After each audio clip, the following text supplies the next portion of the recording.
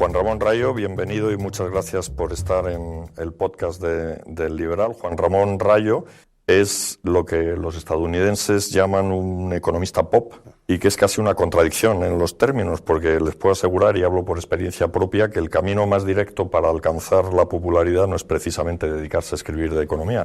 Juan Ramón lo ha conseguido. Y hay que decir que lo ha conseguido sin sacrificar ni un ápice de rigor. Juan Ramón posee, para empezar, una sólida formación. Es licenciado en Economía y Derecho por la Universidad de Valencia y doctor por la Rey Juan Carlos I de Madrid. Da clases en la IE University, en la Francisco Marroquín de Madrid, aparte de colaborar de forma profusa en distintos medios y en las redes. Pero lo que tiene aún más mérito es que Juan Ramón se ha convertido en una estrella de la economía defendiendo posiciones liberales, porque no hay nada menos popular que el liberalismo. La izquierda generalmente le yuxtapone el apellido salvaje o le antepone el prefijo neo, y eso basta para desacreditarte prácticamente en todo el planeta. Comentan a tu espalda: ojo, que ese es un neoliberal, como si tuvieras algo contagioso, o te dicen con gesto displicente, después de que tú defiendas que el comercio es bueno: no sabía que fueras partidario del liberalismo salvaje, y así ya te clasifican y te descolocan. Pero además, a esta versión de los socialistas de todos los partidos, como diría Hayek, se le suma en España la inquina de la derecha nacional católica, para la que el liberalismo es pecado. Directamente. Justamente uno de los primeros libros, si no el primero, de Juan Ramón, escrito a la limón con nuestro querido Carlos Rodríguez Brown, se titulaba El liberalismo no es pecado, y en él se refutan en 5 lecciones algunos de los tópicos más eminentes de la bienpensancia, ¿no? Como que la propiedad privada es un robo y el libre mercado lleva a la anarquía, que los empresarios son desalmados y la publicidad nos lava el cerebro, que cada vez hay más pobres porque cada vez hay más ricos, etcétera, etcétera, etcétera. Podríamos decir que la obra posterior de Juan Ramón, que es muy abundante, es una ampliación de las ideas vertidas en aquel primer opúsculo liberal, y yo querría empezar un poco justamente por ahí, porque ser liberal con mi edad o con la de Carlos Rodríguez Brown, pues que tenía él cuando escribió el libro, pues puede tener un pase, pero tú eras un veinteañero. ¿Por qué te dio por el liberalismo en particular y más generalmente por la economía? ¿Qué tal, Miguel? Muchas gracias por la invitación. Desde luego es un placer estar aquí. Bueno, yo creo que afortunadamente cada vez hay más gente más joven que se siente atraída por las ideas de la libertad. No solo por las ideas de la libertad, también los jóvenes se han visto atraídos por el marxismo, también hay ahora una nueva jornada de jóvenes nacionalcatólicos, falangistas, como lo queramos llamar, pero desde luego también hay jóvenes cada vez más liberales, libertarios. Y es verdad que cuando yo era joven y me sentía atraído por estas ideas, éramos muchos menos, pero ya empezaba a haber una cierta eclosión de pensamiento liberal en ese momento, probablemente por reacción frente a una cierta insatisfacción de lo que había y la búsqueda de mejores alternativas. Y tradicionalmente la mejor alternativa que se ha pensado ha sido la superación completa del sistema capitalista a través del socialismo, de la cosmovisión marxista, pero lo que algunos intuimos y hemos venido desarrollando y trabajando, yo digo que empecé yo en mi vida a hacerlo, pero obviamente muchos antes muchísimos otros lo habían hecho a su vez, es que la alternativa al sistema que tenemos hoy no es abandonar el mercado, no es abandonar el comercio, no es abandonar la propiedad privada, no es abandonar la libertad individual, sino profundizar en todo ello. Que si hay elementos de insatisfacción, de ineficiencia, de inequidad, de problemas sociales profundos, muchos de ellos, no diré todos, pero muchos de ellos sí hunden su raíz en el creciente rol parasitario, intrusivo, intervencionista que tiene el Estado sobre nuestras vidas al querer tutelarnos y al querer convertirnos en herramientas para alcanzar fines normalmente de ciertas élites, de ciertas oligarquías que se nos venden como el interés general o el bien común cuando es el interés particular de algunos. ¿Y por qué te interesaste en la economía? O sea, yo qué sé, haciéndole una entrevista a Paul Krugman me decía que él se hizo economista después de leer la saga de Isaac Asimov sobre fundación, porque decía, a mí aquellos psicohistoriadores me parecía que podían predecir el futuro, y eso era un poco lo que hacía la economía. Bueno, ellos se mezclaron un poco circunstancias quizá personales y sociales con también influencias intelectuales, ¿no? Desde un punto de vista personal y social, yo me empecé a interesar en la economía, era muy, muy jovencito, bueno, hacerte preguntas, ¿no? Pero a lo mejor 9, 10, 11 años, porque más o menos por esa edad España estaba en la crisis del año 93, tasas de desempleo del 24 al 25, mi padre quedó desempleado en ese momento y las cosas, pues había un cierto pesimismo ambiental, después eso, de mucho optimismo con los juegos, con la Expo, pero la economía no iba bien, ¿no? En el 96 hubo un cambio de gobierno, la cosa empezó a ir mejor, no digo que hubiese relación causa-efecto, es otro debate más amplio, pero desde luego sí pasamos de una situación muy negativa a una más positiva, con optimismo, con crecimiento, con creación de empleo. Claro, eso te lleva a plantearte esto porque ¿qué ha pasado? ¿Cuáles son las políticas que han permitido hacer esta transición, ¿no? Y a partir de ahí pues empiezas a tener una cierta curiosidad por la marcha de la economía, por el funcionamiento más estructural de la economía. Y mientras tenías esas inquietudes, que simplemente es hacerte preguntas nada más y buscar respuestas, pues terminó llegando a mis manos, además en un documento Word, porque estamos hablando también del comienzo de Internet, cuando nos pasábamos archivos, si no recuerdo mal, a través del programa Messenger, es decir, cosas totalmente ya caducas, inexistentes, un documento Word de la economía en una lección de Henry Hazlitt. Y eso para mí fue una lectura muy transformadora, porque claro, cuando viví esa experiencia personal, pues tenías ciertas intuiciones, en gran medida incorrectas, sobre qué funciona, qué no funciona. No estoy hablando que tuviese intuiciones socialdemócratas, podían ser intuiciones ya más o menos liberales, pero en cualquier caso incorrectas, porque la ciencia económica es algo muy serio que no se responde o se desarrolla con meras intuiciones. Y sobre todo cuando leí ese libro, el libro empieza diciendo que lo que distingue a un buen economista de un mal economista es que el buen economista intenta ver lo que no se ve aparentemente, es decir, hay una parte de las políticas económicas que se ven, pero hay otra parte que no se ve, que queda oculta. Si construimos un puente, vemos el puente, pero no vemos lo que se ha dejado de construir para financiar ese puente. Y también piensa en el largo plazo y no solo en el más inmediato corto plazo. Y todo el libro es un desarrollo, una ilustración de esta tesis en contra de las políticas keynesianas. Y claro, las políticas keynesianas, aún sin saber en ese momento que se llamaban de esa manera, eran muy intuitivas, porque sí, pues si hay un problema de desempleo, pues gastemos más y animemos la economía, ¿no? Y en el libro, más allá de nuevo de si las críticas luego son del todo correctas o no, lo que te muestra es que no es tan sencillo. Lo que te muestra es que hay costes de oportunidad, que los almuerzos no son gratuitos, que hay muchísimas otras cosas que hay que tener en cuenta aparte de los efectos visibles y directos de la intervención, y eso te da un mindset, ¿no? Una estructura de pensamiento económica que luego ya vas rellenando con conocimientos más técnicos, más serios, pero ahí fue cuando de alguna manera me sumergí en la perspectiva económica. Pues Carlos Rodríguez Baum me comentaba que cuando él llegó aquí a España, esto, aparte de pelo, tenía ideas socialistas y que fue Pedro Schwarz el que lo convirtió. ¿Tú no pasaste por ese sarampión? Bueno, podríamos, supongo que tendría ideas, digámoslo así, socialdemócratas, ¿no? Vistas desde la perspectiva actual. Yo no me consideraba de izquierdas como tal, tampoco ni mucho menos falangista ni cosas de estas que se llevan ahora, pero bueno, pues no sé, a lo mejor hoy diríamos de centro, tampoco usaba ese calificativo, no me etiquetaba así, pero bueno, tendríamos esas coordenadas ideológicas, claro, y ahora diría, si a mí ya Jesús Huerta de Soto me acusa ahora de ser un tibio socialdemócrata, pues ahora casi diría que en ese momento era comunista, ¿no? Bueno, dejando de lado el chascarrillo, desde luego tenía intuiciones muchísimo más intervencionistas, estatistas, de lo que son ahora, pero no me consideraría ni de izquierdas ni tampoco un derechista conservador antiliberal. Claro, Jesús Huerta de Soto, vaya para, si nos escucha o nos escucha alguien que se lo diga, vaya un afectuoso saludo. Y esto, yo recuerdo que le hizo una entrevista, de las pocas que concede, porque Jesús Huerta de Soto no concede, y cuando le hicieron doctor por una universidad rusa. Y una de las cosas que me decía es que él en la Mont Pelerin coincidía con un montón de economistas que iban de liberales y llevaban una corbata de Adam Smith, y me decía, y a mí me entran unas ganas de estrangularles con esa corbata, porque para él Adam Smith ya empieza a ser un peligroso... Yo en eso no coincido demasiado con Jesús. Es la tesis rothbardiana de que Adam Smith es el padre del marxismo prácticamente, porque inocula la teoría del valor objetivo y a partir de ahí pues toda la teoría del valor trabajo de Marx. Pero hay que decir que Jesús Huerta de Soto voto es premio Adam Smith, y aceptó el premio Adam Smith. O sea, sí.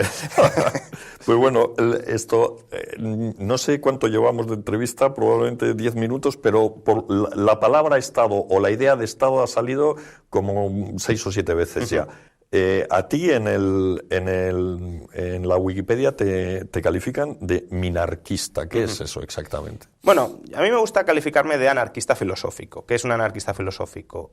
Una persona que no reconoce legitimidad política al Estado, que no reconoce que el Estado esté legitimado para gobernarnos. Otra cuestión es la viabilidad de una sociedad sin Estado.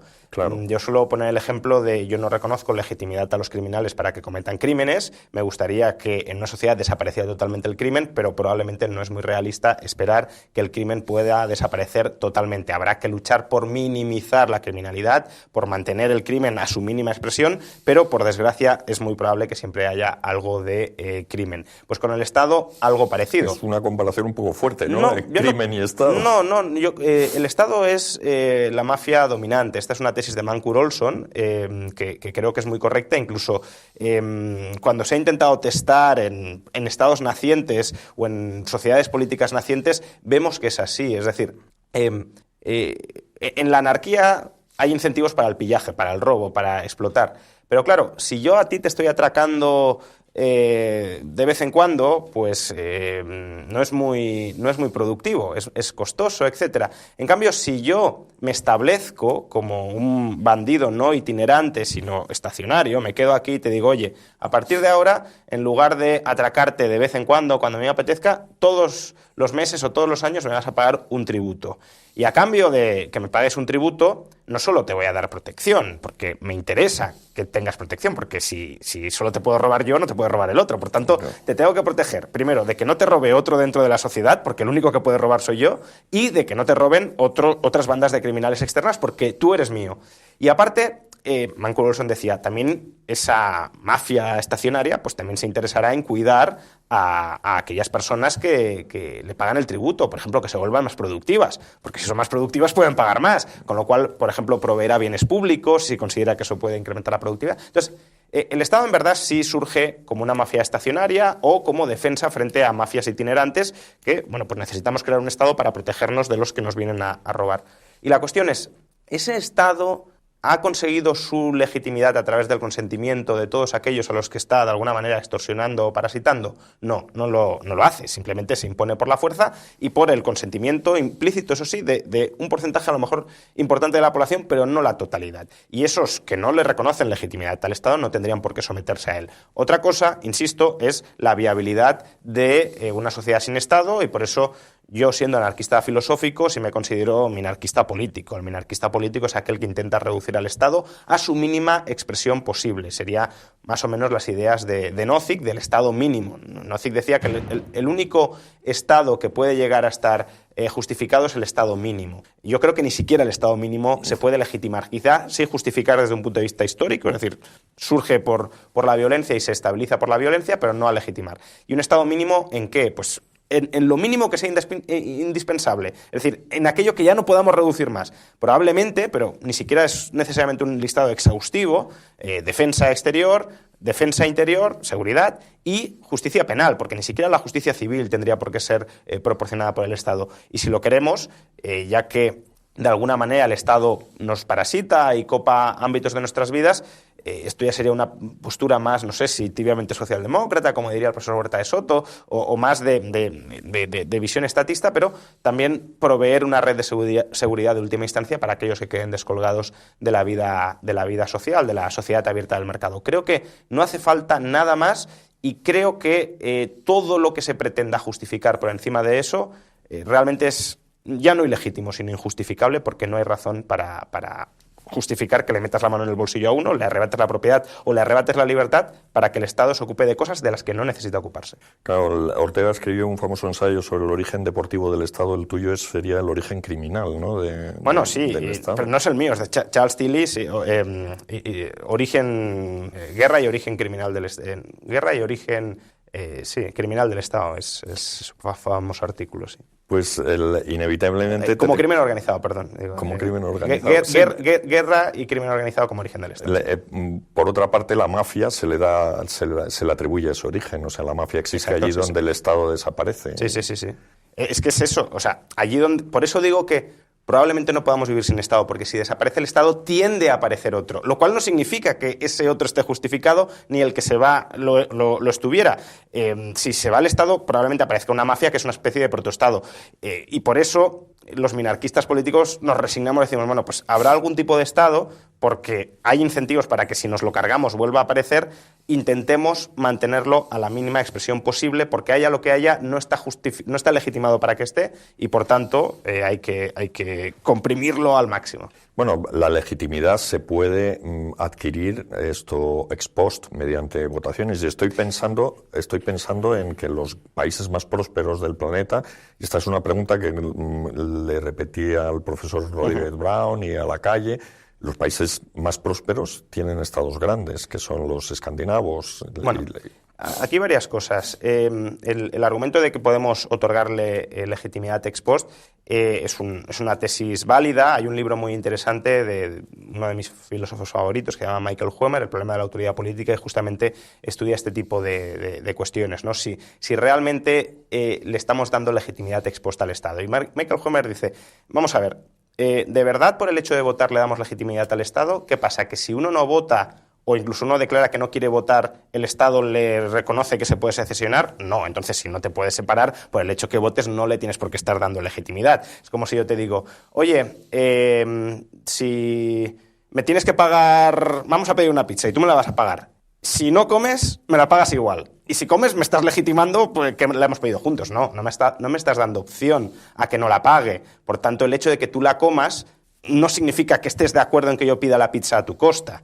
Porque aunque no la comas, la vas a pagar. Pues aquí lo mismo. Aunque no votes, el Estado te va a someter. Entonces, que alguien vote no significa que esté legitimando. Porque además, quien no vota, yo no voto, por ejemplo, pues estoy igualmente sometido al Estado. Y nadie del Estado me está diciendo, como no votas, pues eso significa que no nos reconoces y por tanto no te vamos a aplicar la legislación, la carga fiscal, etc. No, pero si hubiera un partido que llevara tus ideas y se presentara a unas elecciones, estoy convencido de que mucho no iba a sacar, ¿no? No, claro.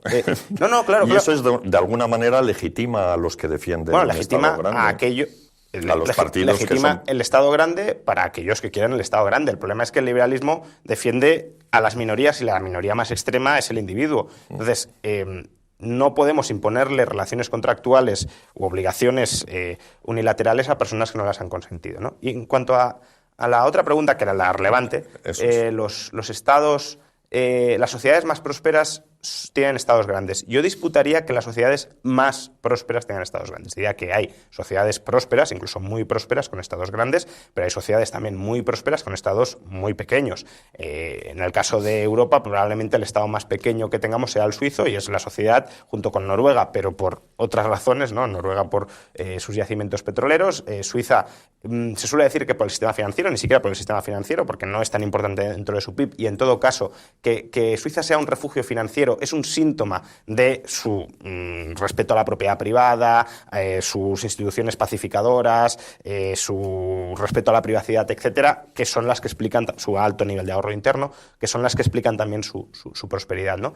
Y luego, si miramos fuera de Europa, pues no sé, tenemos países, es verdad que pequeños, pero es que yo tampoco soy partidario de estados geográficamente grandes, como por ejemplo Singapur, como por ejemplo Hong Kong, antes de que fuera, digamos, absorbido por China, también hoy, pero bueno, hoy ya lo podríamos incluir dentro de China, como Taiwán incluso, como, salvando las distancias, porque ya nos vamos acercando a estados más grandes e intervencionistas, pero también a mucha distancia Corea del Sur, que son países que se han desarrollado con estados mucho más pequeños. Incluso podríamos pensar, y no tiene un estado ni siquiera tan pequeño como el de Suiza, pero desde luego no tan grande como el de España o los países nórdicos, en Australia, por ejemplo, que tiene un sistema de capitalización privada de pensiones, ¿no? Entonces, no es verdad que los estados o las sociedades ricas requieran estados grandes. Las sociedades ricas se pueden permitir estados grandes. Y si además esos estados no están diseñados para un pillaje clientelar abusivo, como pueda ser el diseño del Estado argentino, esos estados pueden no dañar demasiado el crecimiento económico y la innovación, pero en todo caso sí dañarán la libertad individual de aquellos que no quieran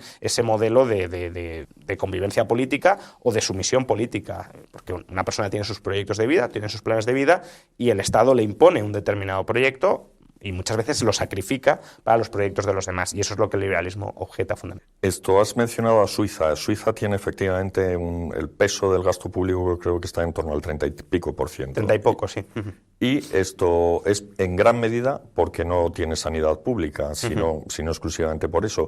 Entonces, no existe el peligro, que es lo que dicen los socialistas, de que si la sanidad y la educación dejan de ser públicas, no corremos el riesgo de que dejen de ser universales, porque Suiza se puede permitir una sanidad privada porque son todos muy ricos. Claro, a ver, que no tengas sanidad pública, lo primero no significa que no pueda haber ayudas para el acceso a la sanidad o a la educación pública. Son cuestiones distintas, ¿no? La provisión estatal de esos servicios. Alemania como tal tampoco tiene sanidad pública, es un sistema parecido al suizo, de hecho, de seguros privados. Es verdad que hay cierto gasto público que se dirige a subsidiar la sanidad, pero, por ejemplo, el personal sanitario de Alemania no es funcionario, son trabajadores privados. En Suiza, 3/4 de lo mismo. Singapur, muchísimo más claro, ¿no? El gasto sanitario de Singapur. Por ejemplo, Suiza gasta alrededor, gasto privado, público, del 10-11% de su PIB en sanidad. Singapur está en el 5 o 6% de su PIB, bastante menos incluso que España, que es el 9%, contando gasto público y gasto privado. Entonces, el hecho de que la provisión no sea pública no significa que el acceso no pueda ser generalizado o universal, aunque el término universal es un poco peligroso porque ¿qué entendemos por universal, ¿no? Es decir, ¿la sanidad pública española, el acceso es universal? Sí, tienes derecho a acceder a ella, pero ¿con qué listas de espera y con qué tratamientos cubiertos? Por ejemplo, en odontología no hay sanidad universal y sí que solemos decir que el acceso es universal. Luego, si tengo que esperarme 6 meses para que me operen, ¿el acceso es universal? Sí, claro, haciendo una lista de espera de 6 meses sí, pero si tengo la urgencia no puedo ser operado en este preciso instante, que es a lo mejor cuando lo necesito o cuando estaría dispuesto a pagar por ello para que me atendieran, ¿no?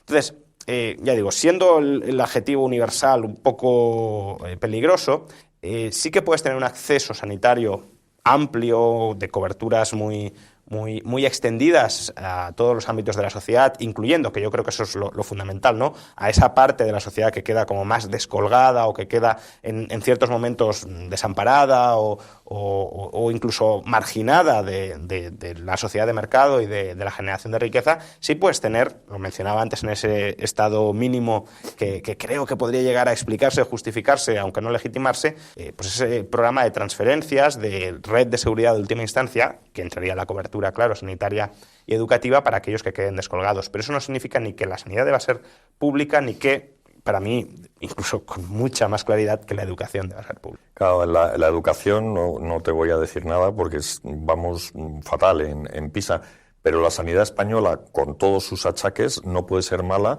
cuando la esperanza de vida de España es de las más altas del mundo, ¿no? Bueno, también en Cuba es bastante alta, y no porque la sanidad, aunque los partidarios del régimen suelen decir que sí, pero claramente no por la sanidad es por ello. Yo creo que hay otros factores, por supuesto la sanidad, pero no solamente la sanidad, que explican por qué pues nuestro país tiene una esperanza de vida tan dilatada. De hecho, la esperanza de vida ha seguido subiendo durante los últimos años y creo que eso todo el mundo estaremos de acuerdo. Ha habido un progresivo deterioro de la calidad del servicio sanitario español por múltiples circunstancias, entre ellas el ajuste del gasto público que hubo que hacer para no quebrar y que habrá que hacer en el futuro porque cada vez las pensiones se comen más porcentaje del gasto público total. Entonces, se ha reducido claramente la calidad, listas de espera mayores, personal, atención primaria por los suelos, y sin embargo la esperanza de vida ha seguido subiendo. Por tanto, hay otros factores que lo explican. No digo que eso no explique nada, pero no podemos decir, no, como la esperanza de vida es alta, entonces la sanidad ha de ser buena. La sanidad podría ser... Pero por lo menos no ser mala, ¿no? O no ser catastrófica, pero claro, el punto sería, ¿cuán catastrófica debería ser para que la esperanza de vida... además sin meter otra población o sin que haya una epidemia, ¿no? Pues, por ejemplo, en Estados Unidos la sanidad ha caído, la esperanza de vida ha caído, no tanto porque la sanidad sea mala, que tampoco es que yo sea muy partidario del modelo estadounidense ni mucho menos, pero por otras circunstancias como la epidemia de opiáceos, ¿no? Entonces, si no tienes nada de todo esto, ¿cuán desastrosa tendría que ser la sanidad para que matara gente y la esperanza de vida cayera? De modo que, si más o menos vas introduciendo en el sistema cierta funcionalidad, aunque sea mediocre o cada vez más mediocre, y la ciencia va mejorando, pues, y los hábitos de salud no se deterioran extraordinariamente, pues tiene cierto sentido que la esperanza de vida vaya mejorando, como por otro lado mejora en prácticamente todos los otros países del mundo. Aquí es más alta, pero la trayectoria al alza es generalizada, ¿no? Entonces, yo creo que hay muchísimo margen para que la sanidad española mejore. Se nos ha solido vender el argumento de que era muy buena y muy barata. Puede que ahora sea muy barata, no digo que sea cara. De hecho, creo que hasta cierto punto, no sé, me atrevería a decir que tenemos una especie de chollo los contribuyentes, porque hay como una especie de mentalidad entre los médicos de la pública de que ellos están ahí para sacrificarse, aún cobrando muy poco y trabajando muchas horas por los pacientes. Claro, eso nos permite que la sanidad pública española sea mucho más barata de lo que en verdad sería si este personal, que es un personal altamente cualificado o bastante cualificado, quisiera cobrar los sueldos que podría aspirar a cobrar en otras latitudes.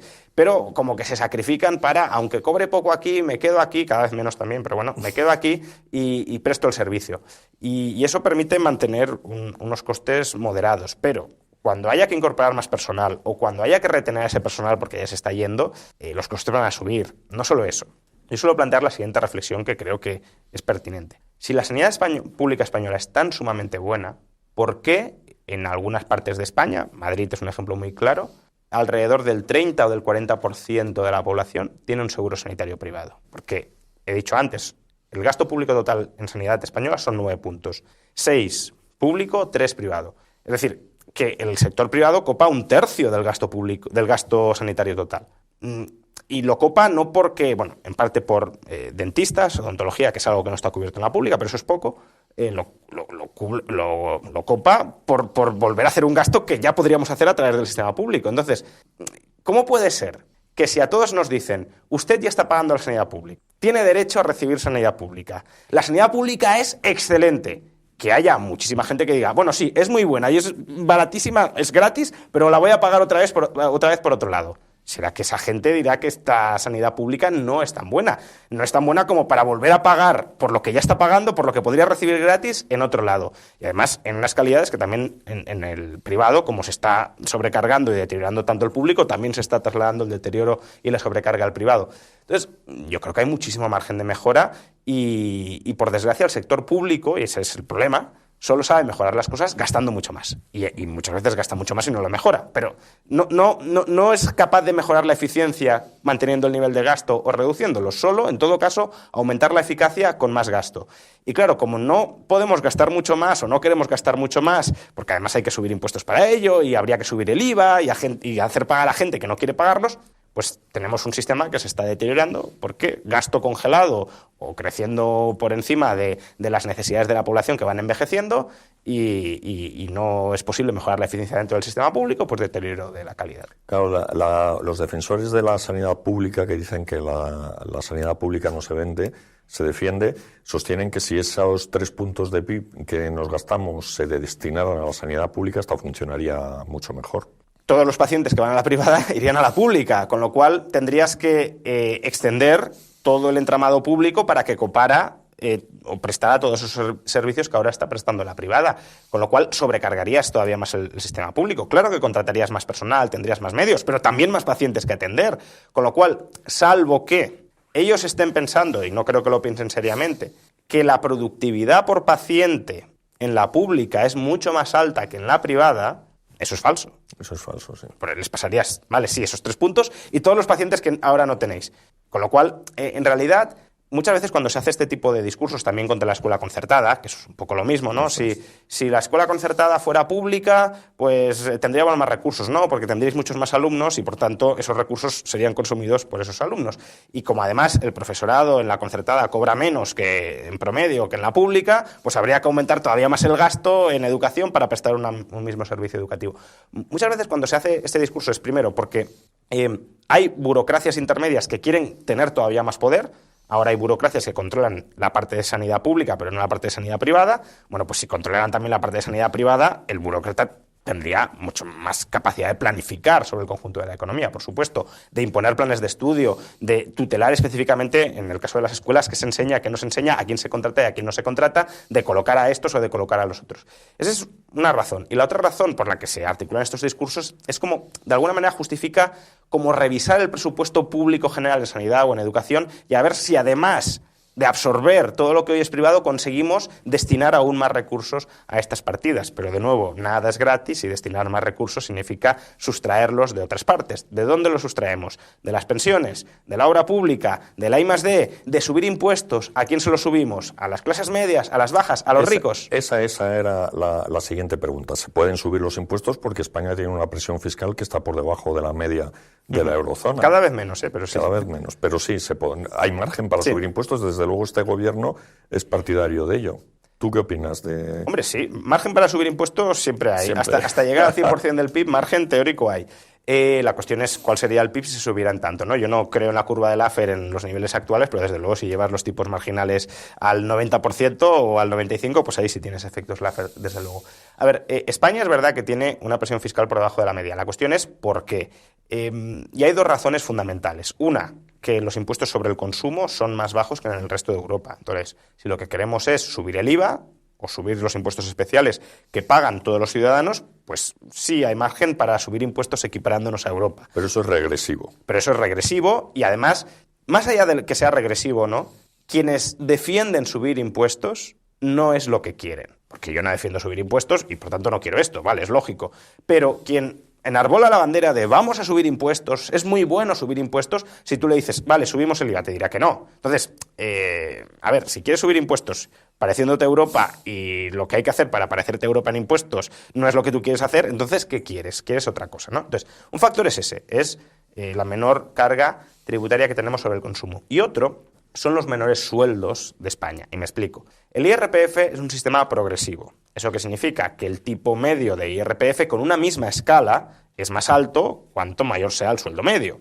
Si en Alemania y en Francia tienen la misma estructura del IRPF, que no la tienen exactamente, pero parecida que España, como sus sueldos medios son más altos, recaudarán más de lo que recaudamos en España, porque nosotros nos quedaremos con un tipo medio más cercano, por ejemplo, al 20, y ellos tendrán un tipo medio más cercano al 30, porque sus sueldos medios son más altos. Con lo cual, si queremos tener en IRPF, por ejemplo, la misma recaudación que Alemania o Francia, o subimos sueldos, y eso no se puede hacer por decreto, hay que aumentar la productividad, y en España la productividad lleva 30 años estancada, o adoptamos una escala de IRPF mucho más agresiva que la que tienen Francia o Alemania u otros países de Europa, de tal manera que los sueldos medios, que son sueldos relativamente bajos, en España estamos hablando de 25 o 26.000 euros, a ver, obviamente quien esté cobrando 12 dirá, o 14, 15 dirá 25 está muy bien, me refiero en el contexto europeo, 25 o 26.000 euros de sueldo medio es un sueldo bajo, que esos sueldos medios paguen muchísimos más impuestos en IRPF de lo que están pagando ahora. ¿Es eso de nuevo lo que quieren los que defienden que hay que equipararse a Europa? Yo creo que no. Quieren subir los impuestos a los ricos. Claro, a los ricos, pero ¿eso qué significa? Porque, por ejemplo, la tributación o la fiscalidad sobre la riqueza en España ya es de las más agresivas de la Unión Europea. España es uno de los pocos países que tiene impuestos sobre el patrimonio, de hecho, como tal, dentro de la Unión Europea, el único que tiene impuestos sobre patrimonio. Es verdad que luego hay alguna figura similar, pero no exactamente impuestos sobre patrimonio. Tiene impuestos sobre transmisiones patrimoniales, tiene impuestos sobre transmisiones mortis causa, es decir, impuesto de sucesiones y donaciones. Algunas comunidades lo han eliminado, pero en general sigue estando. Tiene unos impuestos sobre plusvalías, es decir, sobre los rendimientos del ahorro, que tampoco son precisamente bajos, sobre todo teniendo en cuenta que ya está la fiscalidad sobre el patrimonio. Tienes el impuesto sobre bienes inmuebles. Pues, vale, impuestos a los ricos, ¿a quiénes? A las rentas más altas, que no tienen por qué ser ricos, pero bueno, muchas veces hay coincidencia, ¿vale? Pero es que ya tenemos un tipo marginal del 47% nacional, hay comunidades casi en el 54%. ¿Cuánto vas a recaudar subiendo por ahí? Poco. El PSOE y Podemos lo subieron hace un par de años y la recaudación esperada eran 100, 150 millones al año por subir 2 o 3 puntos. Bueno, ¿qué vas a subir? 5, 6, vale, vas a recaudar 300, 400, pero es que no estamos hablando de eso. Las magnitudes, el gasto público en sanidad son 70.000 millones. Si quieres aumentar 20.000 o 30.000 millones, que es, no sé, un poquito para empezar a descentrar el sistema, claro, si subiendo 4 o 5 puntos a las rentas altas recaudas 300, 400 millones, pues es que es obvio que no está ahí la recaudación. Entonces, y luego por no hablar de la bomba del sistema de pensiones, que vas a necesitar más recursos y que eso ya lo va a absorber todo. Por tanto, es en gran medida pensamiento mágico para justificar una expansión del Estado que no va a dar satisfacción a las problemáticas y a las necesidades de la gente, pero que sí va a servir para justificar que le quiten más dinero a la gente y que el Estado crezca, aunque no sea lo que la gente necesita para solucionar sus problemas. La ministra, ya que hablabas de subir sueldos, Yolanda Díaz ha subido el salario mínimo interprofesional y contra lo que todo el mundo decía, estamos batiendo récords de cotizantes, o sea, no parece que haya afectado al empleo, a la creación de empleo. Primero, distingamos dos etapas, ¿no? Es verdad que el salario mínimo subió en el año 2019 de manera muy considerable, en el 2020 subió algo, desde el año 2021 más o menos ha estado estancado en términos reales, es decir, ha subido el salario mínimo más o menos lo mismo que la inflación. Es más, durante algunos años incluso bajó en términos reales, lo cual ya nos debería hacer plantear la premisa, ¿no? Si es verdad que subir el salario mínimo no ha tenido efectos negativos sobre el empleo, ¿por qué no han continuado subiéndolo? En términos reales, no en términos nominales, en términos reales, pues lo hemos subido, no ha tenido gran repercusión, pues lo seguimos subiendo un poco más y si ya vemos que empieza a haber problemas, pues ya dejamos de subirlo o incluso lo bajamos. No, a partir de 2020, congelación en términos reales. ¿Por qué? Pues porque toda la evidencia que tenemos, y con evidencia no me refiero a las cifras brutas de empleo, apuntan a que la subida del salario mínimo sí dañó al empleo. Más o menos. Hay evidencia que dice que lo dañó, por ejemplo, el informe de la Fundación ISEAC, que encargó el Ministerio de Trabajo, cuantificó la destrucción, no el empleo que se dejó de crear, sino la destrucción, los puestos de trabajo que se perdieron en 29.000, 30.000 empleos. Hombre, puedes decir, bueno, ha subido el salario mínimo un 20 y pico por ciento, un 23, 24%, el hecho de que se hayan perdido 30.000 empleos es un peaje que estamos dispuestos a pagar. Bueno, también habría que cuantificar los que se dejaron de crear por esa subida, el Banco de España lo hace y entre destruidos y dejados de crear estamos hablando de una media de 100.000. Entonces, claro, y empiezas a decir, oye, 100.000 pues ya no está mal, es gente que deja de cobrar nada para que otros cobren pues 100 o 200 euros más al mes. Obviamente los que lo sigan cobrando estarán muy felices, los que se queden sin nada no lo estarán tanto. Pero bueno, eso es lo que se hizo. Vimos que sí, cuando buscamos escenarios contrafactuales, es decir, cuando comparamos cuál ha sido la evolución en el empleo de los inmediatamente o los últimos afectados por el salario mínimo y los primeros que dejaban de estar afectados, vemos que su trayectoria laboral diverge y que unos pierden el empleo, no son capaces de recuperarlo si salen despedidos, o es menos probable que lo recuperen, y otros, los que no están afectados por el salario mínimo, no lo pierden o lo recuperan mucho más rápido. Pero a partir de ahí, insisto, esto es lo que se hizo, se pagó ese peaje, que ha sido un peaje que algunos consideran adecuado, otros excesivo, pero políticamente los defensores de subir el salario mínimo lo han dejado de subir en términos reales. Y eso sí creo que es significativo y nos da una respuesta a si hay mucho margen para seguir subiéndolo o no, salvo que pensemos, que también hay gente de Podemos que lo dice, que Yolanda Díaz se ha vendido al empresariado y ahora es un títere de la COE. El hecho de que Yolanda Díaz haya dejado de subir en términos reales el salario mínimo, siendo militantemente, ideológicamente defensora de esas subidas continuadas, pues pone de manifiesto que probablemente incluso ellos mismos sean conscientes de que tampoco existe mucho más margen. Y ya que estamos con Yolanda Díaz, ¿qué te parece su gestión en el tema del paro? Ella dice que gracias a su reforma ha acabado con la temporalidad y con la precariedad. A ver, yo defendí la reforma laboral, no tanto porque me gustara, sino porque creo que consolidaba la reforma laboral de 2012, o al menos los aspectos esenciales, y era bueno que políticamente, después de tantos años de amenazas de derogar la reforma de 2012, PSOE y en su momento Unidas Podemos abrazaran pues un pastiche de la reforma de 2012 y que ahora, digamos, esa reforma o las líneas maestras fuera un consenso que fuera desde Podemos hasta Vox, todo el arco parlamentario. Es verdad que introducía algunos cambios, algunos de los cuales no me gustaban, por ejemplo, que en la negociación de las tablas salariales fuera otra vez prevalente el convenio sectorial frente al de empresa, pero bueno, en global digo, bueno, es un peaje que creo que puede merecer la pena pagarlo para que ya se consolide esta reforma que sin duda ha sido positiva para España, para la economía española. Ahora, es verdad que había una innovación propia, más allá de consolidar lo que había, que sí que merecía estudio para ver los efectos que podía tener, que era la prohibición a efectos prácticos de la temporalidad y su sustitución por el contrato fijo discontinuo, extendiendo además el mecanismo de los ERTE, ¿no?, para que cuando las empresas lo pasaran mal, en lugar de despedir, pues se acogieran a un ERTE. Entonces, bueno, pues como que había más facilidad o más predisposición para que las empresas se vincularan a largo plazo con un trabajador, porque tenían que tener menos miedo a si las cosas venían mal, pues despedirlo ya no era necesario, podrían acogerse a un ERTE. Entonces, bueno, ese experimento había que testarlo. Yo creo que aún no se ha terminado de testar, porque no hemos pasado, por ejemplo, por una crisis seria y la prueba del algodón vendrá cuando, cuando le iban mal las cosas al mercado laboral español, que no es cuando la economía iba bien, sino cuando iba mal, Cuando iba bien siempre ha creado muchísimo empleo, cuando iba mal se destruía muchísimo empleo y además empleo temporal, pero aún así sí que hemos visto un cambio de perfil formal, jurídico, en la creación de empleo. Se crea mucho menos empleo temporal, formalmente temporal, porque está prohibido básicamente, y mucho más empleo indefinido, el tradicional, y también fijo o discontinuo. El punto es, ¿eso ha mejorado la estabilidad en el empleo y la evidencia de nuevo que tenemos? A ver, yo aquí no tenía, de la misma manera que en el salario mínimo, sí que te podía decir, yo tenía cierto previsión o cierto prejuicio, juicio previo en función de toda la investigación económica previa que teníamos, ¿no? De que iba a perjudicar al empleo. Aquí yo no tenía un prejuicio o una preconcepción de lo que podría suceder. Creo que había argumentos a favor y en contra de que pudiese salir mejor o peor, y de hecho es que no me gustaba la regulación de la temporalidad que había previa a esta reforma tampoco. Pero lo que hemos visto es que formalmente sí que ha bajado la temporalidad, económicamente, en términos efectivos, no lo ha hecho. La rotación en el empleo sigue siendo la misma que antes, y lo que ha sucedido es que esa rotación o se ha trasladado al contrato fijo discontinuo, es decir, te activo o te desactivo en función de las necesidades, o peor en ese sentido, al contrato indefinido tradicional, cuya duración se ha acortado. Pago la indemnización más alta de despido, pero prescindo de ti porque no quiero que consolides una indemnización de despido durante mucho tiempo, porque si en el futuro tengo que despedirte, habrá mucha indemnización devengada y acumulada, y no sé si podría hacer frente a ella. Claro, o sea que tenemos contratos indefinidos, pero que temporales, duran tanto como los temporales anteriores.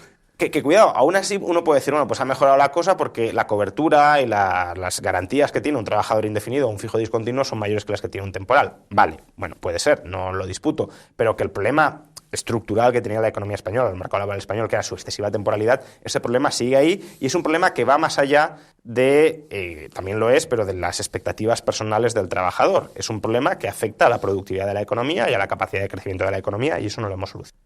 Vamos a seguir pasando listas a problemas de la economía. La vivienda.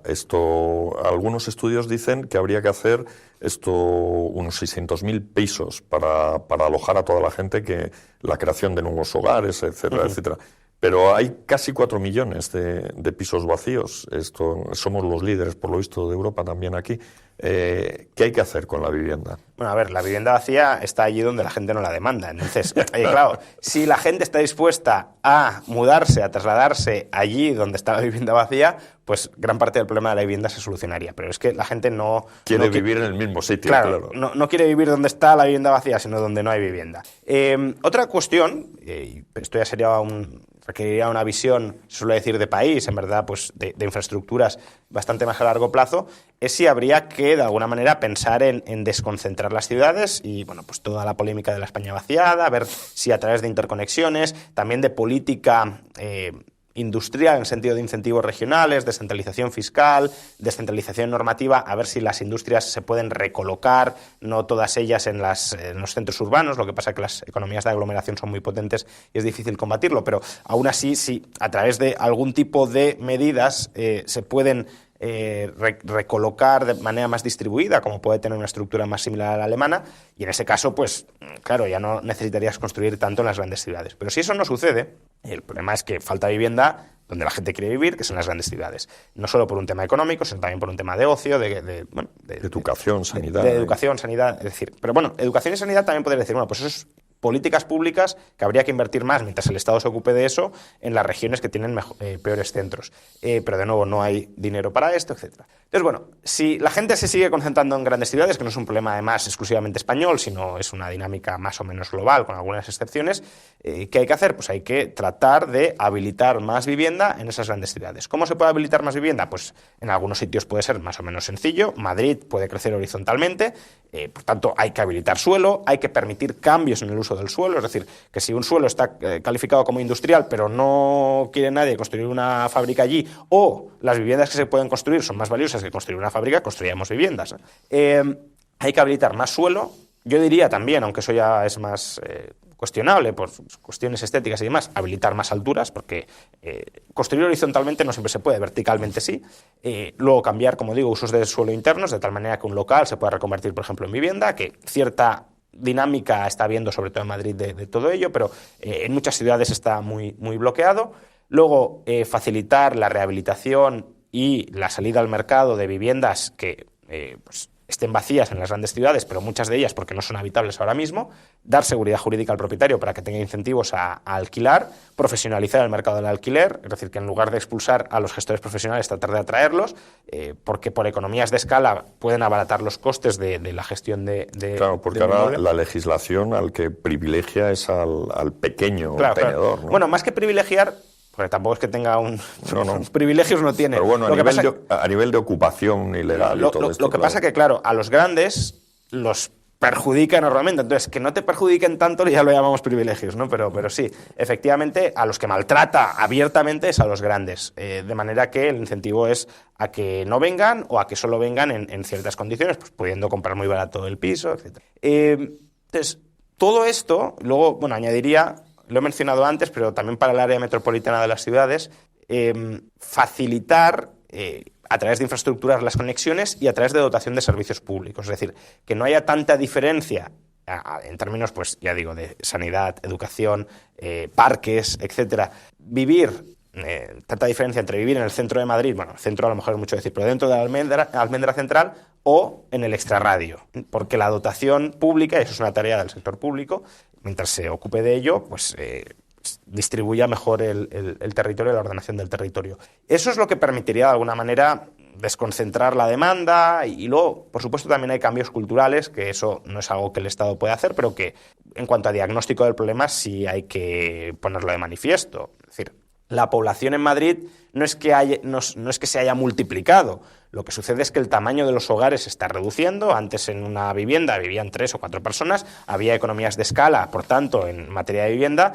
Si ahora donde vivían 3 vive 1 y los otros 2 quieren vivir también solos, pues donde había una vivienda ahora hacen falta 3. Y eso también puede requerir redimensionar el espacio de viviendas existente, pisos que estaban pensados para familias de 3, 4 o 5 personas, ahora tendrán que ser de una persona, salvo que se dé ese cambio cultural de volver a familias algo más extensas, que yo creo que sería lo socialmente más saludable. Pero de nuevo, no es algo que el Estado tenga ni siquiera que promover ni que imponer, pero sí que se puede diagnosticar que hoy en una sociedad donde todo el mundo está solo, pues probablemente no sea lo más armonioso. Sí, efectivamente en Estados Unidos se está produciendo una vuelta, un regreso, y no como consecuencia de cambios económicos, sino cambios culturales, porque la gente no quiere vivir sola. La izquierda suele decir, para justificar el Estado, que somos animales sociales. Estoy totalmente de acuerdo en que somos animales sociales. Otra cosa es que de ser animales sociales ya justifiques o derives y justifiques la existencia del Estado como un pastor que nos pastorea a todos, ¿no? Eso ya es un salto cualitativo importante.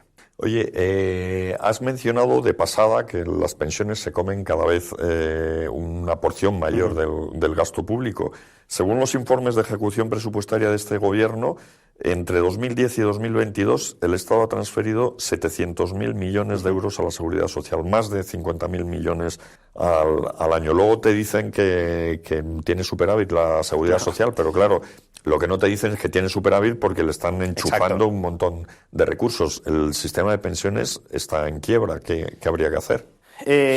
Lo está en el sentido de que no es capaz de hacer frente a todos los pagos futuros que tiene comprometidos, y la reforma que ha hecho este gobierno o la contrarreforma que ha hecho este gobierno ha empeorado esa situación financiera, porque en lugar de ajustar gastos los ha multiplicado y ha confiado todo el mecanismo de ajuste automatizado a subidas de recaudación. Ya se han subido las cotizaciones sociales, de momento de una manera no muy salvaje, pero es que el mecanismo, ya digo, automático que ha establecido este gobierno es que las cotizaciones, si hay desequilibrio en las cuentas, y lo va a haber, sigan subiendo indefinidamente hasta que se cuadren las cuentas, lo cual va a generar, claro, un estallido social muy obvio, porque quien paga las cotizaciones sociales son los trabajadores jóvenes, que además son los peor tratados en el mercado laboral, contratos temporales o ahora fijos discontinuos o indefinidos de corta duración, y mercado de la vivienda, alquileres por las nubes, falta de accesibilidad a la propiedad y, por tanto,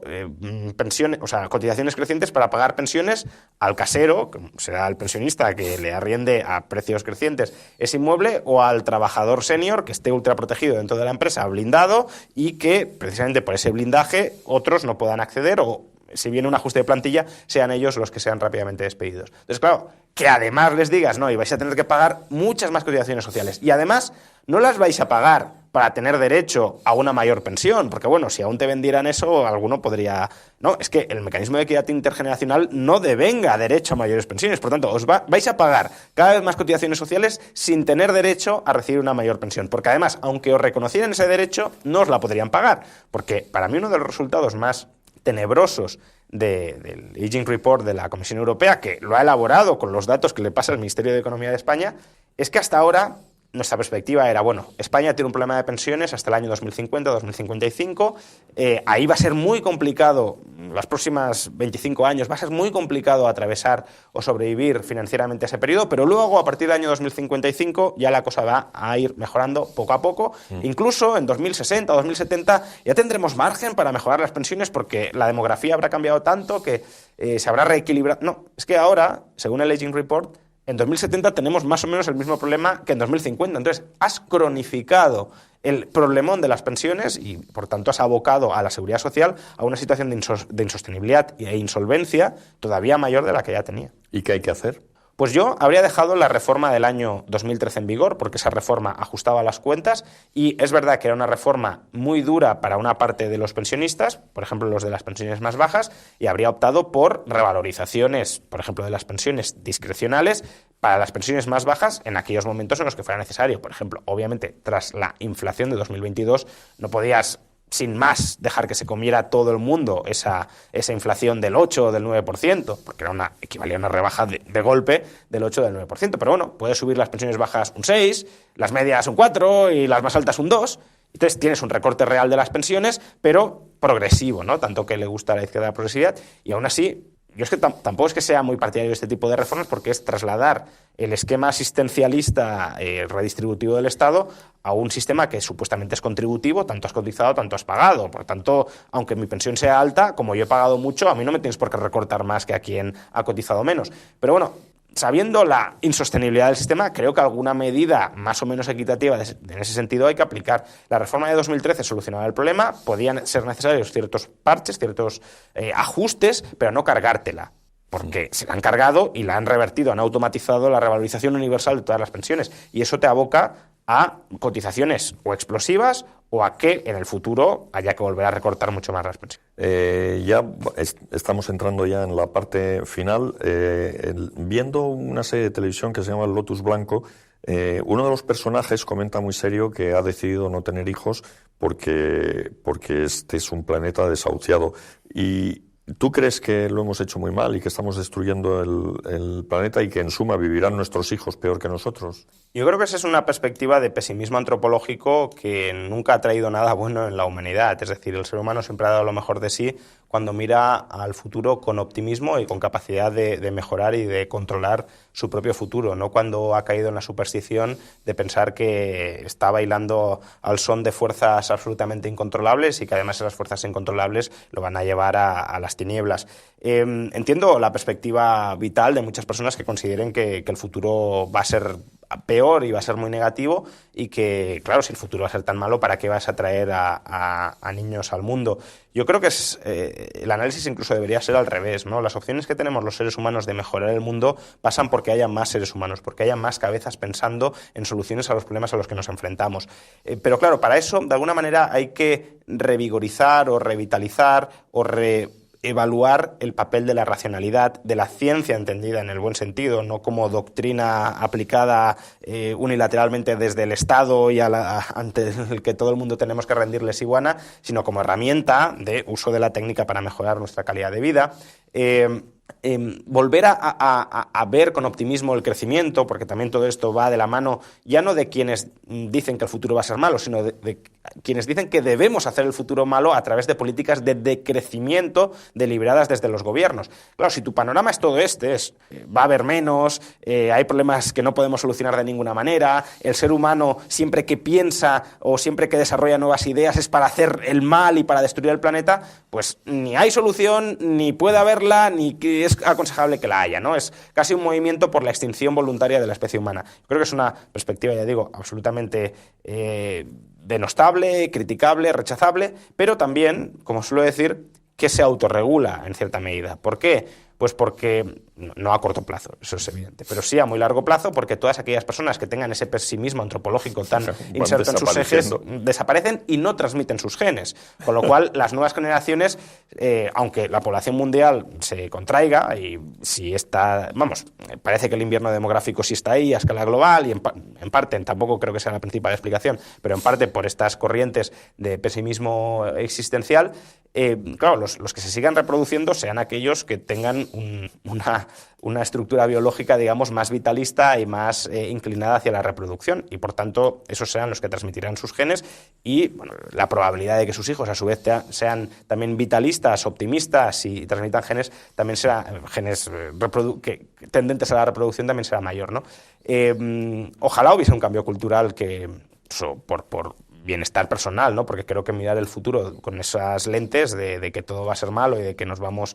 Bueno, ya es que no nos vamos a extinguir, es que ojalá nos extinguiéramos para muchos, pues exacto. Creo que es un planteamiento horrible para vivir. Alguna vez te he leído a ti decir que si nos dieran a elegir con el velo de la ignorancia en qué momento de la historia hubiéramos querido vivir, esto sin saber en cuál elegiríamos este momento, ¿no? Totalmente, así debería ser, porque nunca la humanidad ha vivido mejor. Hombre, podrías a lo mejor ponderar otras consideraciones, si el Estado a lo mejor es muy grande, pues a lo mejor preferiría vivir un poquito más pobre con sociedades más pequeñas, pero bueno, estamos hablando, no sé si de este año, de los últimos 10, de los últimos 20, de los últimos 30, pero desde luego sí en el periodo histórico en el que estamos viviendo. De hecho, si salimos de Europa, yo diría que sí ahora, porque claro, si te toca China hace 30 años, claramente está muchísimo mejor ahora China, ¿no? Entonces, si no sabes dónde vas a nacer, reduces la probabilidad de nacer mal naciendo hoy, aun cuando puedas pensar que políticamente el mundo hoy está peor que hace 15 años o que hace 20, pero en cuanto a estándares de vida nunca ha estado mejor. Y que nunca habiendo estado mejor que ahora, tengamos, o mucha gente tenga esta angustia existencial que le lleva no a mirar el futuro con prudencia y precaución, que eso siempre está bien, sino con desconfianza, miedo, incluso con odio hacia la especie humana, creo que es muy triste. Claro, uno de los factores, y ya lo dejamos, es el tema de la inteligencia artificial. Elon Musk y todos los altruistas eficaces van por ahí diciendo que es la mayor amenaza que tiene la es que humanidad. Eso puede ser. O sea, yo creo que es... A ver, no quiero pontificar sobre algo que no es mi campo, pero bueno, por también la curiosidad que he podido sentir y lo que he podido leer, investigar, creo que es una grandiosísima oportunidad para que la humanidad se desarrolle hasta cotas inimaginables, realmente son inimaginables porque estamos hablando de crear inteligencias que sean superiores a nosotros y por tanto no podemos concebir qué significa ser muchísimo más inteligente que nosotros. Algo más inteligente sí, pero es que no estamos hablando de crear a von Neumann, que lo hemos conocido, ni siquiera alguien que sea 2 veces más inteligente que von Neumann, que ya sería algo extraño, sino alguien que pueda ser 1 millón de veces más inteligente que von Neumann. Eso no lo podemos concebir. Y claro, todo el progreso existencial, material, que podríamos llegar del que podríamos llegar a disfrutar, si eso sale bien, pues es que algunos dicen que es la última invención que hará la humanidad, ya sea porque en el futuro ya no habrá más humanidad o porque a partir de ahí todas las hará la inteligencia artificial, ¿no? Pero claro, el riesgo de que salga mal, yo creo que no hay que minusvalorarlo sin ser de nuevo mi campo. ¿Por qué?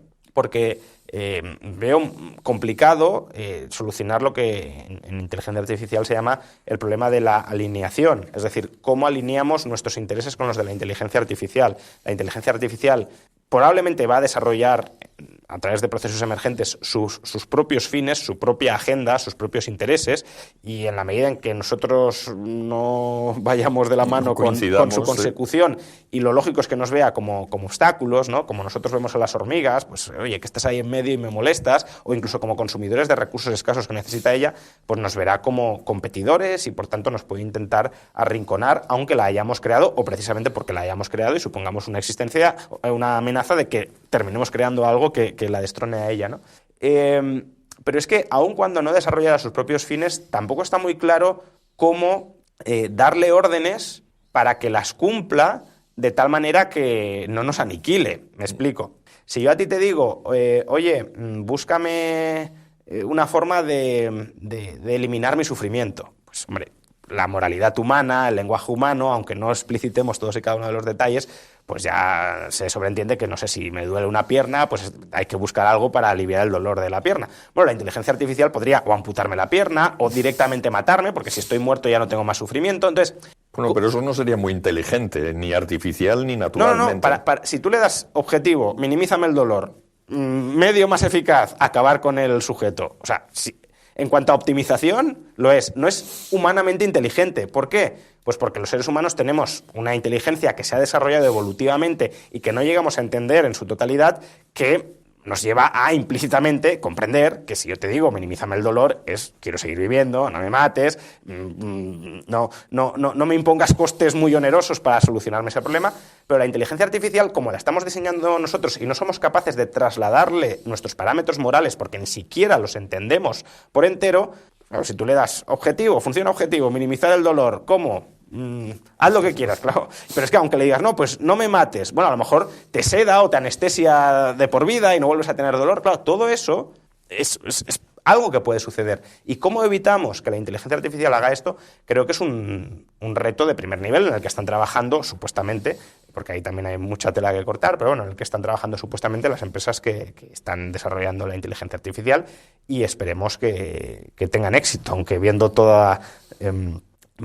todo el desfile de abandonos del Departamento de Seguridad de OpenAI, tengo mis dudas. Bueno, pues con esa llamada a la alerta y a la precaución vamos a despedir esta entrevista. Muchísimas gracias, Juan Ramón. Aún así, optimismo, ¿eh? Optimismo Optimismo. por encima de todo.